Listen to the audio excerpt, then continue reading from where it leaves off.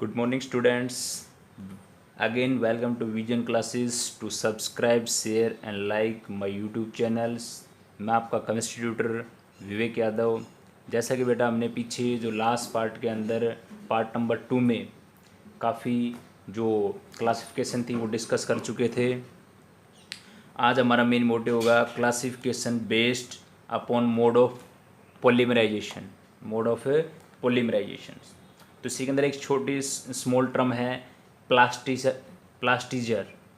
एक टर्म आपके पास होती है प्लास्टीजर। ठीक है, ये प्लास्टीजर आपके पास क्या होता है? एक्चुअली हम देखते हैं कुछ जो प्लास्टिक होते हैं ना, जिनको हम जब गर्म भी कर देते हैं तो फिर भी वो क्या होते हैं, हार्ड होते हैं। तो उनको सॉफ्ट कैसे बनाया जाए? तो उनको सॉफ्ट बनाने के लिए हम कुछ प्लास्टीजर का यूज़ करते हैं, जिससे हम उसको आसानी से सॉफ्ट बना देते हैं। जैसे देखो, हमने बता रखा है कि those plastic which not soft and very much on heating. जब हीटिंग करते हैं तो सॉफ्ट नहीं होते। कैन बी मेड सॉफ्ट बना सकते हैं। And readily workable by addition certain organic compound. कुछ ऑर्गेनिक कंपाउंड ऐड करके हम उसको क्या कर देते हैं, सॉफ्ट कर देते हैं, उसकी इलास्टिसिटी को इंक्रीज़ कर देते हैं। तो वो आपके पास होता है प्लास्टीजर्स। जैसे देखो, जो आपके पास पीवीसी का मतलब है पॉलीविनाइल क्लोराइड। पॉलीविनाइल क्लोराइड आपके पास जो एक्सट्रीमली स्टिफ और हार्ड है जब इवन व्हेन हॉट, जब वो हॉट होता है। बट द एडिशन ऑफ, अगर मैं उसमें ऐड कर दें क्या, डाई एन बुटाइल थैलेट। तो ये आपके पास क्या है, ये आपका ये आपके पास प्लास्टीजर है डाई एन बुटाइल थैलेट। इसको आप ऐड करने के बाद आपका जो पीवीसी पॉलीविनाइल क्लोराइड है वो क्या हो जाता है, सॉफ्ट हो जाता है। मतलब पहले ज़्यादा हार्ड था, उसके कंपैरिजन उसके अंदर चेंजमेंट आ जाता है। ठीक है, देखो एक और ये आपके पास से और भी है, क्रिसाइल ट्राइफॉस्फेट या डाई एन ऑक्टाइल थैलेट। ये भी प्लास्टीजर हैं जो क्या करते हैं, जो आपके ये आपके पास सब ऑर्गेनिक कंपाउंड हैं जो क्या करते हैं, जो आपके पास प्लास्टिक हार्ड था ऑन हीटिंग केस के अंदर भी उसको क्या कर देते हैं, ये सॉफ्ट के अंदर कन्वर्ट कर देते हैं। ठीक है, लाइक है जैसे वैसे मैं एक धन्यवाद देना चाहूँगा रुचिका सिंह का। उसने कमेंट करके पूछा कि वल्कनाइज रबर क्या होता है। वैसे ही अभी हमारे पास आगे नेक्स्ट में आएगा कि जब मैं रबर करवाऊंगा तो रबर के अंदर मैं नेचुरल रबर, सिंथेटिक रबर और वल्कनाइजेशन रबर या वल्कनाइज रबर करवाएंगे। तो अभी आगे आएगा ये। बट कमेंट करने के लिए उनका धन्यवाद। और भी बच्चे हैं वो आपने कमेंट करके क्वेश्चन पूछा करो, या हमने जो करवाया आपको जिस पार्ट के अंदर, तो उससे रिलेटेड हमें बहुत अच्छा लगता है। तो जो हमने उसको रिप्लाई करके बता भी दिया कि जो वल्कनाइजेशन ऑफ रबर है उसके अंदर हम वल्कनाइज जो रबर है एक्चुअली क्या होता है, जो आपका नेचुरल रबर है, नेचुरल रबर होता है ना, अभी आगे आएगा। वैसे ये नेचुरल रबर है वो आपका क्या होता है, सॉफ्ट होता है और स्टिकी होता है, मतलब ऐसे भद्दा और चिपचिपा सा होता है। और अगर हाई टेम्परेचर पे रखें तो वो कैसा होता है, ऐसे ब्रिटल होता है। ओके, अब हम जनरली क्या करते हैं, उसको इस टाइप की टेम्परेचर रेंज के अंदर रखते हैं ताकि वो आपके पास कैसा हो जाए, इलास्टिसिटिक प्रॉपर्टी आ जाए उसके अंदर। तो जो हमारा रा रबर है, नेचुरल रबर है, उसके अंदर हम सल्फ़र को ऐड कर देते हैं। किसको ऐड करते हैं, सल्फ़र को ऐड करते हैं एक अप्रोप्रिएट टेम्परेचर के केस के अंदर। तो जैसे हम सल्फ़र को उसके अंदर ऐड करते हैं, मतलब टेम्परेचर लगना है 373 से लेकर 415 केल्विन टेम्परेचर। तो इस रेंज में हमने उसके अंदर सल्फ़र ऐड किया। अब क्या करते हैं, जैसे जो रेट ऑफ वल्कनाइजेशन है उसको इंक्रीज़ करने के लिए हम क्या कर देते हैं, एक एक्सेलरेटर और डालते हैं, जैसे जिंक ऑक्साइड। ये क्या करता है, आपकी जो वल्कनाइजेशन प्रोसेस जो हो रहा है, वल्कनाइजेशन का मतलब क्या था, जो आपका रबर जो था उसकी फिजिकल प्रॉपर्टी को चेंज करना, में उसकी फिजिकल प्रॉपर्टी क्या करना है, चेंज करना है। ठीक है, और उस प्रॉपर्टी को चेंज करके हम उसके अंदर क्या कर देते हैं, उसके ऊपर भाई जो भी ऑर्गेनिक सॉल्वेंट जैसे ऑक्सीडाइजिंग एजेंट जो होते हैं, पहले जो नेचुरल रबर था उसके ऊपर ऑक्सीडाइजिंग एजेंट आसानी से अटैक कर सकते हैं, वो लो रेजिस्टेंस होता है। और अब हम जैसे उसके अंदर जो उसकी एक्शन है, रेजिस्टेंस एक्शन है, उसको क्या कर देते हैं, उस पर कोई ऑक्सीडाइजिंग एजेंट अटैक नहीं करता आपके पास, उसके अंदर उसकी वाटर एब्जॉर्प्शन टेंडेंसी है वो भी इंक्रीज हो जाती है। मतलब हमने उसकी पूरी की पूरी फिजिकल प्रॉपर्टी को चेंज कर दिया। और जो सल्फर जो हमने इसमें अप्रोप्रिएट अमाउंट में ऐड किया था, वो क्या करता है, जो आपके एलाइलिक पोजीशन होती हैं उसके ऊपर क्या बनाता है, क्रॉस लिंकेज बना लेता है और उसको क्या कर देता है, हार्ड कर देता है। ठीक है, क्योंकि पहले तो ज़्यादा सॉफ्ट था। एलाइलिक पोजीशन का मतलब देखो, जैसे हमने ऑर्गेनिक में किया था CH2CH डबल बॉन्ड CH2, तो ये जो पोजीशन है वो कौन सी आपकी एलाइलिक पोजीशन है। ये कौन सी पोजीशन है, तो इस एलाइलिक पोजीशन जो है, यहाँ पे CH3 आएगा, CH3CH डबल बॉन्ड CH2। तो एलाइलिक जो पोजीशन है वहाँ पे क्या कर लेता है, वो क्रॉस लिंकिंग कर देता है। मतलब ये जो डबल बॉन्ड है, ये इरेक्टिव साइट है, वहाँ पे क्रॉस लिंक मतलब डबल बॉन्ड के साथ जहाँ पे है वहाँ पे लिंकेज कर देता है। और लिंकेज करने के बाद क्या हो जाता है, उसको हार्ड कर देता है, क्रॉस लिंक बना देता है उसको। ठीक है, तो मतलब जो नेचुरल रबर था, उस नेचुरल रबर की फिजिकल प्रॉपर्टी को चेंज करने के लिए हम एक प्रोसेस का यूज़ करते हैं जिसका नाम होता है वल्कनाइजेशन। जिसमें हम क्या ऐड कर देते हैं, सल्फर को ऐड कर देते हैं। सल्फर कहाँ रिएक्ट करता है, reactive site of allylic position आपकी। दूसरा, इस वल्कनाइजेशन प्रोसेस को इंक्रीज करने के लिए हम यूज करते हैं जिंक ऑक्साइड को। ठीक है, तो ये बातें सब आगे थी, वैसे हम आगे और भी इसको डिटेल से डिस्कस करेंगे। और ये भी आगे अलग अलग कंडीशन होते हैं, जैसे मान लो जो भी आप टायर के रबर बनाते हो उसके अंदर 5% हम सल्फ़र का यूज़ करते हैं। ठीक है, तो ये सभी बातें आ गई। या बैटरी का जो रबर होता है, जो बैटरी जिसके अंदर होते हैं ना, जो प्लास्टिक होता है वो एक टाइप का रबर है, वो उसमें हम 30% सल्फ़र का यूज़ करते हैं। ठीक है, तो ये सभी बातें आगे आएंगी।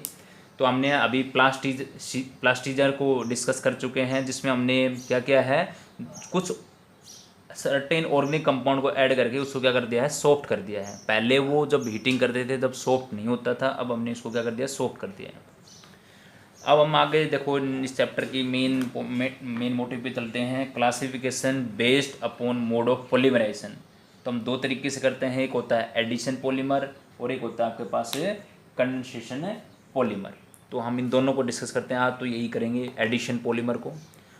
और कोई प्रॉब्लम हो तो वो भी आप पूछ सकते हो। तो अभी करते हैं एडिशन पॉलीमर। अब उसके बाद हमारे पास है, देखो ये आपके पास है एडिशन पॉलीमर। एडिशन पॉलीमर के अंदर हमारे पास जो मोनोमरिक यूनिट आपके पास, वो आपके पास सेम भी हो सकती है और डिफरेंट भी हो सकते हैं। और उनका बार बार रिपीटिशन करके एक लंबी चेन बनाना, चेन को ग्रोविंग करना। और जब चेन की ग्रोविंग होगी, चेन बढ़ेगी, वो किसकी वहाँ पे एक हमारे पास एक रिएक्टिव इंटरमीडिएट बनता है, जो कौन आपका फ्री रेडिकल, वो कौन आपका फ्री रेडिकल। ठीक है, तो देखो ये है एडिशन पॉलीमर आर फॉर्म्ड, किससे फॉर्म होता है, by the repeated addition of large number of same हो सकते हैं या डिफरेंट मोनोमर पोजेसिंग, जिसके अंदर क्या हो सकता है, डबल बॉन्ड हो सकता है और क्या हो सकता है, ट्रिपल बॉन्ड। और जब ये चेन ग्रो करेगी तो वहाँ पे वो ग्रो किसकी वजह से हो रही है, इस रिएक्टिव इंटरमीडिएट की वजह से। और रिएक्टिव इंटरमीडिएट कौन आपका, फ्री रेडिकल या एनाइन। जैसे हमने 11th में डिस्कस किए थे ना इंटरमीडिएट्स, जैसे free radical, cation, anion, nitrene, carbenes, ये सब क्या होते हैं, इंटरमीडिएट्स होते हैं, जो रिएक्शंस को रिएक्टेंट से प्रोडक्ट के अंदर ले जाने के लिए पॉसिबिलिटी रखते हैं, उसको कंप्लीट करवाते हैं। तो इंटरमीडिएट का वेरी इंपॉर्टेंट रोल होता है to reactions complete reactant to products. अब इसी के अंदर हम बेटा हम देखते हैं, जैसे एग्जांपल हम इसी करते हैं एडिशन पॉलीमर के, कि कैसे हम रिपीटेड एडिशन करके सेम और डिफरेंट मोनोमर यूनिट को इस रिएक्टिव इंटरमीडिएट से चेन को ग्रोविंग करते हैं। तो जैसे देखो अभी पीछे हमने किया था ना LDP, लो डेंसिटी पॉलीथीन, और एक हाई डेंसिटी पॉलीथीन भी किया था। अब मैं दोनों का एग्जाम्पल कर दूंगा आज आपके पास से। LDP लो डेंसिटी पॉलीथीन, तो देखो यहाँ पे क्या करते हैं, हम N मोलिक्यूल ले लिए हमने, CH2 डबल बॉन्ड CH2। ठीक है, ये मैंने N मोलिक्यूल ले रखे हैं, ब्रैकेट ज़रूरी नहीं है कोई दिखाने का भी, तो यहाँ पे N मोलिक्यूल ले लिए। ये कौन आपके पास, इथीन। ठीक है, डबल बॉन्ड है तो इथीन लगाते हैं। अब इन द प्रेजेंस ऑफ 350 से लेकर 570 केल्विन टेम्परेचर है, 1000 से लेकर 2000 एटमॉस्फेरिक प्रेशर और trace of O2, trace of O2, ये O2 क्या किसका काम करेगी, एज एन परऑक्साइड की तरह वर्क करेगी, जो इस चेन को इनिशिएट करने का काम आते हैं। क्योंकि जब अभी हम इसमें एक और भी देखेंगे, एक पोलीमराइजेशन भी होती है इसमें, ये जो एडिशन पोलीमराइजेशन, जैसे इस प्रोसेस को पोलीमराइजेशन बोलते हैं, और वो आपके पास हो सकता है फ्री रेडिकल पोलीमराइजेशन हो सकता है, कैटायनिक पोलीमराइजेशन हो सकता है, एनायनिक पोलीमराइजेशन हो सकता है। तो हम आपको फ्री रेडिकल पोलीमराइजेशन का भी एक एग्जांपल डिस्कस करेंगे, ठीक है। तो बताएंगे आपको कैसे हम फ्री रेडिकल पोलीमराइजेशन से एडिशन पोलीमराइजेशन को एक्सप्लेन करते हैं। ओके, तो देखो ये हमने एन मॉलिक्यूल थे, तो ध्यान देना, एक तो सबसे इम्पोर्टेंट बात ये ध्यान रखना, पॉलीमर के अंदर हम लंबी चेन बनाएंगे, तो लंबी चेन को जैसे इस एन मॉलिक्यूल को बार बार तो लिख नहीं सकते, तो ये जो आपके पास डबल बॉन्ड है वो किस में कन्वर्ट हो जाएगा, आपका सिंगल में, CH2 सिंगल बॉन्ड CH2, ये चेन का मतलब अटैचमेंट करने का है ब्रैकेट से, और एन मॉलिक्यूल यहाँ नीचे लिख दिया मैंने इसके अंदर, ठीक है। तो ये क्या बनेगा आपके पास, LDP, आपका low density polythene, low density polythene. HDP और LDP की इक्वेशन दोनों की सेम है, सिर्फ बस ये जो मैं ऊपर इसके अंदर जो हमने यहाँ पे जो कंडीशन डाली है ना, ये कंडीशन, सिर्फ ये कंडीशन का चेंजमेंट मिलेगा बस आपको LDP और HDP के अंदर। तो ये तो आपके पास होगा LDP।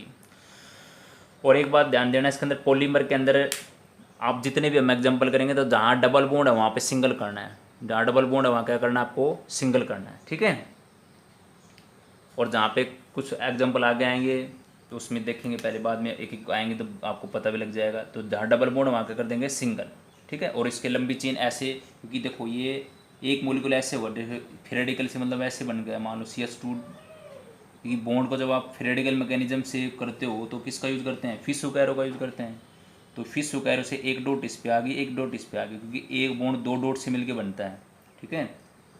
तो एक डॉट इस पे, एक डॉट इस पे आ गई। इसी तरह मान लो एक मॉलिक्यूल और हो गया CH2, इस पे भी डॉट, इस पे भी डॉट, ऐसे। तो क्या करेगा, ये डॉट और ये डॉट मिलके एक दूसरे को अटैच कर लेगी, तो इसी तरह ऐसी लंबी चेन बनती रहेगी, ठीक है। तो ये तो हो गया LDP। अगर मेरे को करना हो HDP, हाई डेंसिटी पॉलीथीन, तो सेम उसके अंदर भी क्या लेंगे, NCH2 डबल बॉन्ड CH2, ये हमने N मॉलिक्यूल ले लिए इथीन की, ठीक है। अब यहाँ पे बस कंडीशन चेंज है इसके अंदर हम लेंगे 333 केल्विन से लेकर 343 केल्विन, 6 से लेकर 7 एटमॉस्फेरिक प्रेशर। और यहाँ पे हम लेते हैं जिगलर नाटा कैटलिस्ट, यहाँ पे जो हम लेते हैं वो कौन होता है, आपका जिगलर नाटा कैटलिस्ट, और इसका फॉर्मूला होता है TiCl4 plus try ethyl aluminium, यहाँ पे 3 आएगा, क्योंकि आपके पास कौन है, आपका ट्राई इथाइल एल्युमिनियम, ये TiCl4 टाइटेनियम क्लोराइड आपके पास है, ठीक है। तो यहाँ पे ध्यान रखेंगे, ये जो मैंने यूज़ किया है ये आपके पास कौन, आपका जिगलर नाटा कैटलिस्ट है, जो किस में यूज़ किया हमने, हाई डेंसिटी पॉलीथीन के अंदर हमने यूज़ किया है। किसको यूज़ किया है, जिगलर नाटा कैटलिस्ट को, ठीक है। तो और यहाँ पे प्रोडक्ट की जो फॉर्मेशन होगी वो सेम ही होगी आपके पास, इधर ऐसे कट करेंगे, जहाँ डबल बॉन्ड था वहाँ पे सिंगल हो जाएगा CH2, और नीचे N लिख देंगे ऐसे, थोड़ा सा सही करते हैं इसको, ये लिख देंगे ऐसे, ठीक है। ये बन गया आपके पास HDP, हाई डेंसिटी पॉलीथीन, ठीक है। तो ध्यान रखेंगे, जो आपके पास उसमें ट्रेस ऑफ O2 यूज़ करते हैं LDP में बेटा, और HDP में यूज़ करते हैं किसका, जिगलर नाटा कैटलिस्ट का। जिगलर नाटा कैटलिस्ट में कौन है आपके पास, जिगलर नाटा कैटलिस्ट में आपके पास है टाइटेनियम टेट्राक्लोराइड और ट्राईथाइल एल्युमिनियम, ट्राईथाइल एल्युमिनियम। जो हमने कैटलिस्ट का यूज़ किया है वो कौन है आपके पास, जिगलर नाटा कैटलिस्ट,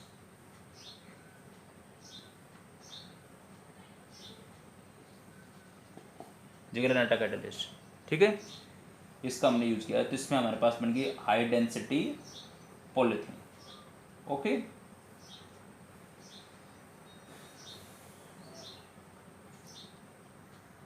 और एक बात ध्यान रखेंगे, जैसे मान लो अब भाई ये हाई डेंसिटी पॉलीथीन जो हमने बनाई है, इसका फ़ायदा क्या है, मतलब एक बात तो ध्यान रखेंगे, जो आपके पास हाई डेंसिटी पॉलीथीन है उसका मेल्टिंग पॉइंट भी हाई होता है 403 केल्विन, और उसकी डेंसिटी भी हाइयर होती है 0.97 ग्राम पर सेंटीमीटर क्यूब।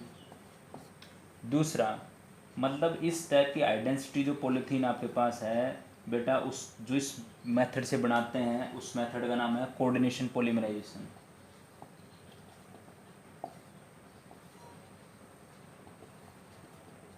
Coordination polymerisation. अब ये कोऑर्डिनेशन पॉलीमराइजेशन कैसे हुआ, क्योंकि जो आपने लिया था ना टाइटेनियम टेट्राक्लोराइड, और ये आपके पास था C2H5, इसको बोलते हैं इथाइलिन, ट्राई इथाइलिन एल्यूमिनियम। तो क्या करता है, ये जो टाइटेनियम इनके पास क्या होते हैं, वैकेंट डी ऑर्बिटल होते हैं। तो ये जो आपके पास जो आपने इथाइलिन लिया था, यही कॉमन नेम इथाइलिन है, IUPAC नेम क्या है इसका, इथीन। तो ये क्या करता है, इसके अंदर जो पाई बॉन्ड है ये पाई कम्प्लेक्स बनाते हैं। तो इसके अंदर एक पाई कम्प्लेक्स बनता है किसके साथ, इस टाइटेनियम के साथ। तो एक टाइप का कोऑर्डिनेट कम्प्लेक्स बोलते हैं उसको, क्या बोलते हैं इसको, कोऑर्डिनेट कम्प्लेक्स बोलते हैं। और ये जो पाई कम्प्लेक्स बनता है वो इसके अंदर कैसे बनता है, वो स्टेप वाइज रिएक्ट करता है, किसके साथ करता है, आपके इथाइलिन मॉलिक्यूल के साथ, और एक रिएक्ट करके क्या बना देता है, पॉलीमर का फॉर्मेशन कर देता है। क्या बनाता है, पॉलीमर का फॉर्मेशन कर देता है। ठीक है, तो ध्यान रखेंगे जो हाई डेंसिटी पॉलीथीन है उसका हाई मेल्टिंग पॉइंट है, जिस मेथड से प्रिपेयर जाती है वो कोऑर्डिनेशन पॉलीमराइजेशन है। इसमें जो टाइटेनियम यूज किया है they will be complex with ethylene molecules, react by step जो फ्रीडिकल पॉलीमराइजेशन से कंसिडर किया जाता है, फ्रीडिकल की तरह रिएक्ट करता है।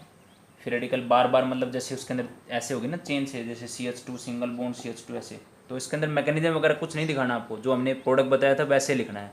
बट ये तो जनरल नॉलेज के लिए बता रहा हूँ मैं आपको कि इसमें कोऑर्डिनेशन पॉलीमराइजेशन का यूज होता है, ऐसे फ्रीडिकल बनते हैं, फिर रिएक्टिव मॉलिक्यूल अटैच होकर बार बार क्या बना देते हैं, पॉलीमर का फॉर्मेशन कर देते हैं। ठीक है, तो हमने दोनों को, क्योंकि हाई डेंसिटी पॉलीथीन की हार्डनेस टफनेस ये ज़्यादा हो जाती है, इसलिए अच्छी क्वालिटी की पॉलीथीन होती है। क्योंकि इस टाइप की पॉलीथीन जो है उसका यूज़ हम करते हैं जैसे बकेट बनाने के लिए, डस्टबिन, पाइप्स, बोटल्स के लिए यूज़ करते हैं। और वो होती हैं low density polythene flexible pipe के लिए, जो फ्लेक्सिबल पाइप होते हैं ना उसके अंदर यूज़ करते हैं। ओके, या कुछ आपके पास इंसुलेशन के रूप में यूज़ करते हैं, जो वायर के ऊपर इंसुलेशन होता है ना, ब्लैक कलर का इंसुलेशन होता है उसके अंदर यूज़ करते हैं उसका। तो आसानी से मतलब उसको आसानी से हटा सकते हैं हम। ओके, तो ये यूजेस मैं एक साथ कराऊंगा सभी के। अब हम एक एक करके और भी डिस्कस करते हैं जो एडिशन पॉलीमर के और एग्जांपल है, जैसे नाम है देखो पॉलीप्रोपीन। तो इधर हम मोनोमर लेंगे और उधर हम क्या करेंगे, फॉर्मेशन करेंगे इसकी, पॉलीमर की। तो देखो नाम से पहले देखो यहाँ पे आपके पास पॉलीप्रोपीन, पॉलीप्रोपीन। तो देखो पहले प्रोपीन लिखते हैं, ये होता है propene, CH3 CH double bond CH2, CH3 CH double bond CH2 हो गया आपके पास। ठीक है, और इसके कितने मॉलिक्यूल लिए हमने, N मॉलिक्यूल लिए। कितने मॉलिक्यूल लिए हैं, N मॉलिक्यूल। एरो पे हम क्या लिखेंगे, इन पे एरो पे आप लिख सकते हो परऑक्साइड। ये परऑक्साइड क्या करेगा, क्योंकि परऑक्साइड जैसे ऐसे होता है ना benzoyl peroxide, C6H5 COOO CO C6H5, तो ये भी ऐसे ब्रेक होगा तो O पे डॉट आएगा। ठीक है, तो ये जो परऑक्साइड है वो इनिशिएटर, मतलब यहाँ क्या करेगा, क्योंकि ये जो डबल बॉन्ड है ना यहाँ पे देखो ऐसे हो जाएगा CH3 CH single bond CH2, तो यहाँ पे डॉट ऐसे डॉट आ जाएगा। ओके, तो बार बार रिपीटिशन करने के लिए इसका हम यूज़ करते हैं। तो जितने भी हम करवाएं उनके ऊपर एरो पे ऐसे परऑक्साइड लिख देंगे हम, वो इनिशिएटर हैं चेन को इनिशिएट करने के लिए, आगे प्रोसीड करने के लिए। तो ये तो इधर होगा इसका मोनोमर, तो ये नाम क्या होगा आपके पास, प्रोपीन। क्या नाम होगा, प्रोपीन। प्रोपीन क्यों बोला, क्योंकि कार्बन की संख्या कितनी है, 3 है, एक डबल बॉन्ड आपके पास। तो ऐसे भी कर सकते हैं, पर आपको इसमें IUPAC नेम की ज़रूरत नहीं है, जैसे प्रोप1 लिखने की ज़रूरत नहीं है, डायरेक्ट लिखेंगे प्रोपीन। ये मोनोमर है। इधर क्या बनाएंगे इसका, पॉलीमर। क्या बनाएंगे, पॉलीमर। बना दो polymer, CH3 CH single bond CH2, ये बन गया आपके पास। ठीक है, तो जहाँ डबल बॉन्ड था वहाँ क्या कर दिया हमने, सिंगल कर दिया, क्योंकि यहाँ पे डॉट आएगा, ये डॉट आएगा, तो इसी से तो चेन जुड़ेगी आपकी, तो ये हमने चेन कर दी, तो ये बन गया आपके पास, क्या बन गया, इसका पॉलीमर बन गया। तो इसका नाम हो गया, अब पॉलीमर बनता है तो पॉलीवर्ड लग जाएगा इसके आगे, पॉलीप्रोपीन, पॉलीप्रोपीन, पॉलीप्रोपीन हो गया आपके पास। ठीक है, इसको आप ऐसे ज़्यादा और ऐसे भी बना सकते हो, चेन को जरूरी नहीं है कि ऐसे बना सकते हो, आप ऐसे भी लिख सकते हो। तो मेरे पास इधर अटैच कर दिया, उधर अटैच कर दिया आपके पास, तो ये पॉलीप्रोपीन हो गया। ओके, अब देखो यहीं से करता जाऊँगा मैं, सारी की सारी चीज़ें बिल्कुल आसान सी हो जाएंगी आपके पास। देखो अब मेरे पास पॉलीप्रोपीन हो गया, अब मैं करता हूँ इसके अंदर क्या, नेक्स्ट पॉलीस्टायरीन। इसमें देखो एक ही मोनोमर यूनिट है, एक ही डबल बॉन्ड है। अब देखो नेक्स्ट मान लो मेरे को करना है पॉलीस्टायरीन, इसका मतलब यहाँ पे मोनोमर क्या होगा, स्टायरीन। अब स्टायरीन का फॉर्मूला क्या होता है, बस यहाँ चेंज करना है मेरे को, यहाँ पे होगा C6H5, C6H5, मतलब दिखने में ये चीज़ ऐसी है, ये रिंग आ गई आपके पास, phenyl ring, CH double bond CH2, इसको स्टायरीन बोलते हैं। क्या बोलते हैं इसको, स्टायरीन बोलते हैं। तो ये मोनोमर N मॉलिक्यूल लेना आपको, ये N मॉलिक्यूल ले लिए इन प्रेजेंस ऑफ पेरोक्साइड, तो बस कुछ नहीं है हमारे पास, बस ये फॉर्मूला याद रखना आपको, C6H5, तो ये बन गया आपके पास, इसको लिख देंगे यहाँ पे पॉलीस्टायरीन। तो स्टायरीन से क्या बन गया, पॉलीस्टायरीन, तो ये है मोनोमर, वो क्या उसका पॉलीमर, वो क्या उसका पॉलीमर आपके पास। ठीक है, तो ये पॉलीस्टायरीन हो गया। अब हम करते हैं जैसे PVC, इसका मतलब है poly vinyl chloride, polyvinyl chloride. अब देखो अगर मैं बात करूँ आपके पास जैसे CH2 डबल बॉन्ड CHCl,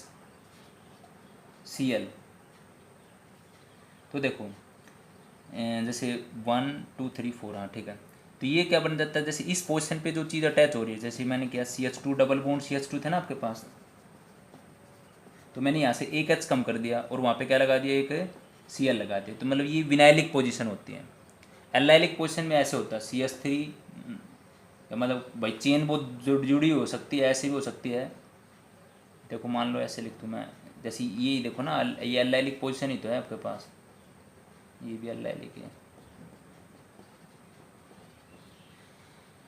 देखो ये रही आपके पास, ये डबल बॉन्ड पे सिंगल, फिर डबल बॉन्ड मतलब इस पोजीशन पे कोई जुड़ रहा आगे, ठीक है, या डबल सिंगल यहाँ पे कोई चीज़ जुड़ रही है आपके पास, या मैं इसको ऐसे भी लिख सकता हूँ, देखो CH3 ना, मान लो देखो विनाइल तो ये होगा ना, जैसे CH2 CH double bond CH3 CH2, और यहाँ मैं इस चीज़ को यहाँ से हटा दूँ मान लो कोई, और यहाँ पे कोई अटैचमेंट कर दिया हमने, ठीक है, तो वो हमें कहाँ चला गया, एल्लाइलिक पोजीशन के ऊपर। ओके,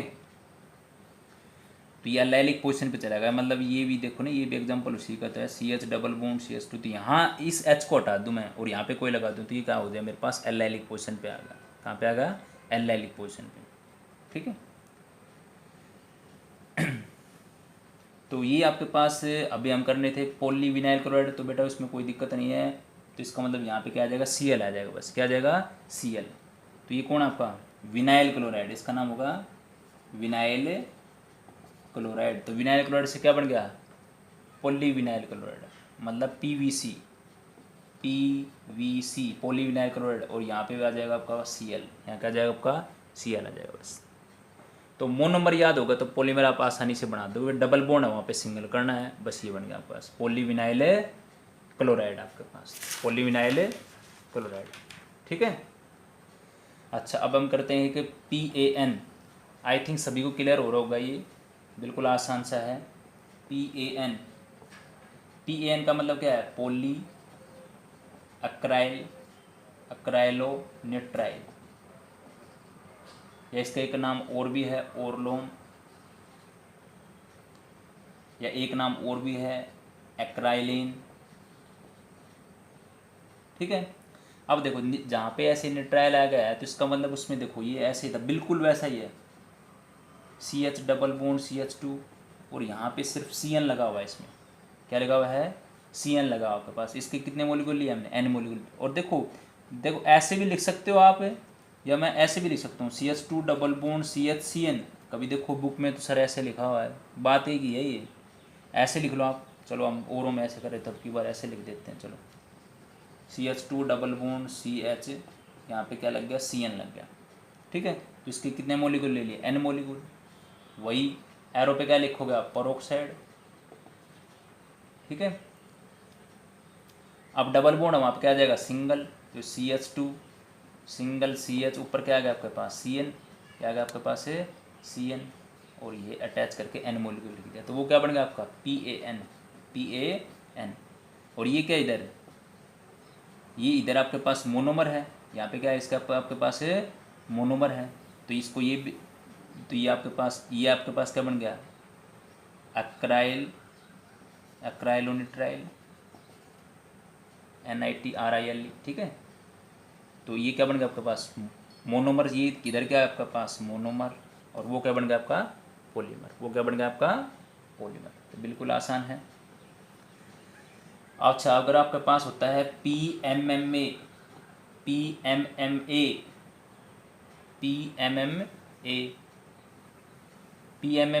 के अंदर क्या करते हैं, इसका मतलब होता है पॉलीमिथाइल मेथाक्राइलेट, पॉलीमिथाइल